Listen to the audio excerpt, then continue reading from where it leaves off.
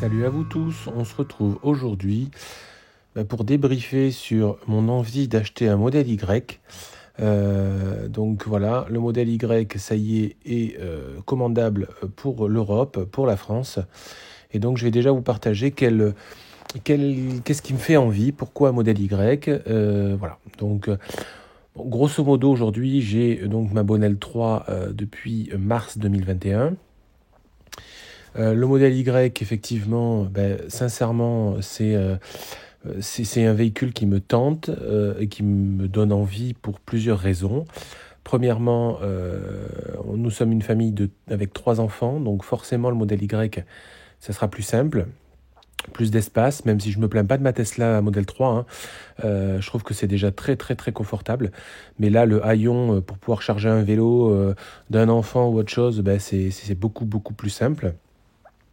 Grosso modo, le modèle Y, c'est la même que la Model 3. Faut pas chercher, je dirais, technologiquement parlant, une révolution entre les deux modèles. C'est extrêmement proche.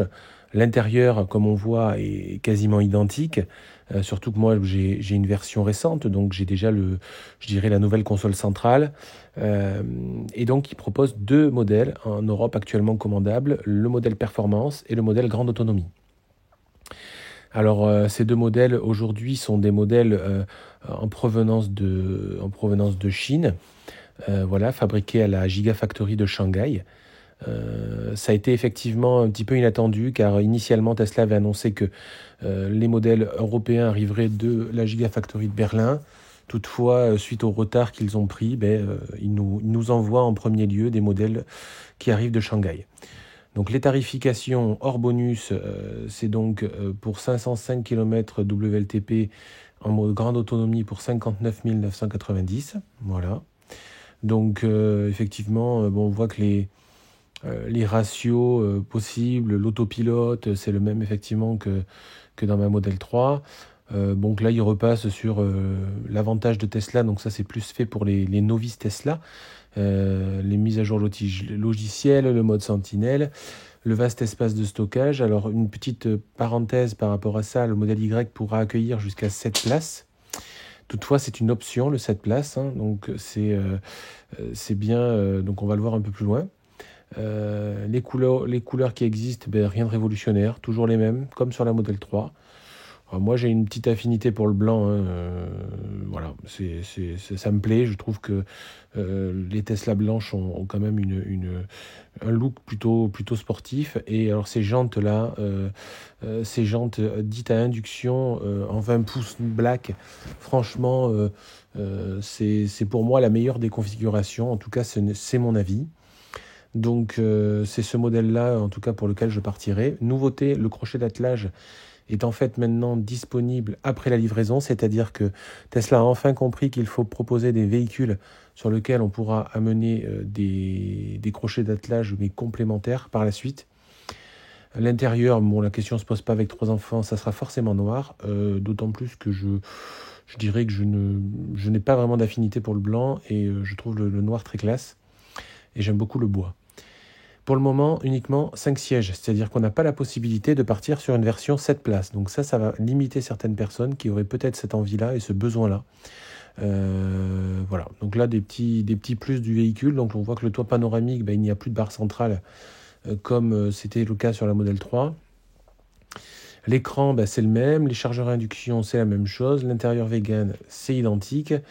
Et puis toutes les caractéristiques que l'on peut avoir de son, enfin voilà, donc qui sont équivalentes à celles de la Model 3.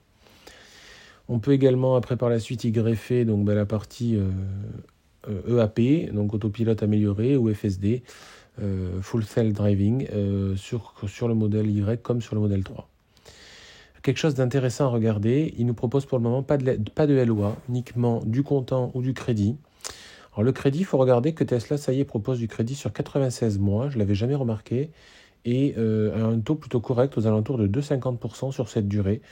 Donc sincèrement, voilà, c'est acceptable, je pense que c'est une solution à envisager. Donc on fait un exemple, si effectivement vous avez donc un apport au total de 26 000 €, voilà, ça fait une échéance à 415 € par mois. 415 euros par mois. Bon, voilà, c'est une simulation. Sinon, on est aux alentours des 600 euros par mois, tout simplement. L'apport, ça peut être la vente de votre véhicule actuel. Voilà, ça peut être de l'argent que vous avez, tout simplement. Maintenant, bon, chacun configurera effectivement comme il le souhaite sa situation personnelle. Moi, j'adore ce véhicule. Cette couleur avec ses jantes, ben, franchement, je recommande. Et comme d'hab, effectivement, ben, on est sur payer 100 euros pour la Reza, en sachant que maintenant, les 100 euros ne sont plus remboursables. Donc, contrairement à l'époque où il y avait effectivement, je dirais, 1000 euros à verser de Reza, mais si on annulait, on les récupérait. Même pour mon premier modèle, moi j'avais payé 2000 euros à l'époque, c'était pour le premier modèle 3 que j'ai eu. Maintenant, c'est 100 euros, mais en tout cas, si on ne va pas au bout de la transaction, ben, c'est perdu. Alors, sauf si on est dans les 14 premiers jours, voilà, parce que la loi française, en fait, d'achat en ligne fait son rôle. Et donc, dans les 14 premiers jours, on peut se faire rembourser les 100 euros. Moi, aujourd'hui, est-ce que je vais donc changer mon modèle 3 2021 pour un modèle Y? Oui, je pense que je vais le changer. Par contre, ben, pas par ce modèle-là. Parce qu'effectivement, pour des raisons personnelles, il me tente bien, mais bon, je dirais le tarif qui n'est pas si dingue que ça par rapport à la concurrence. Mais aujourd'hui, en tout cas, je ne souhaite pas mettre ce prix-là dans un véhicule. Voilà, c'est un choix personnel. Donc moi, je suis plutôt tenté d'attendre de voir si un jour un modèle Y SR ou SR+, ben, fera son approche. J'ai fait des petits calculs, on va dire, par différence, par comparaison. On peut espérer le voir arriver en Europe, s'il arrive bien évidemment, aux alentours de 48 000 à 49 500 euros hors bonus, donc en dessous de la barre des 50 000. Moi, je pense que c'est un véhicule qu'on verra arriver courant 2022. Il ne sera peut-être pas produit par la Gigafactory de Berlin, mais effectivement peut-être par les Chinois. Donc les Chinois nous enverraient peut-être par exemple le modèle Y le plus accessible.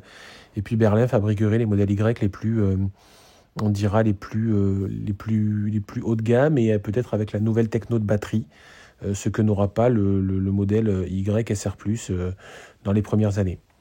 Donc voilà ma réponse. Donc non, malheureusement, je n'aurai pas de modèle Y en septembre.